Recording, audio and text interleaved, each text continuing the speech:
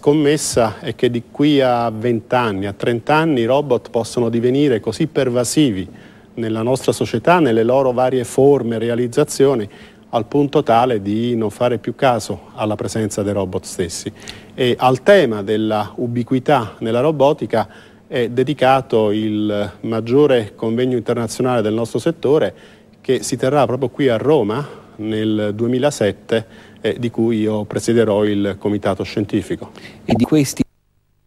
robot del futuro, professor Bonarini, potremo fidarci? I robot sono comunque delle apparecchiature, quindi il fatto di potersi fidare dipende da come sono fatte.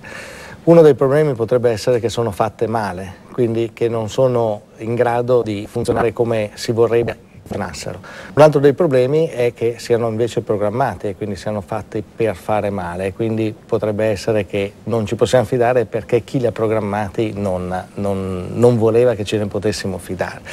Una cosa importante però è che ci vorrà ancora molto tempo perché un robot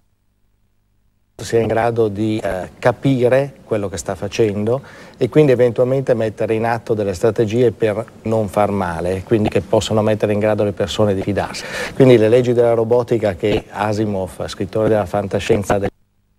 anni 50,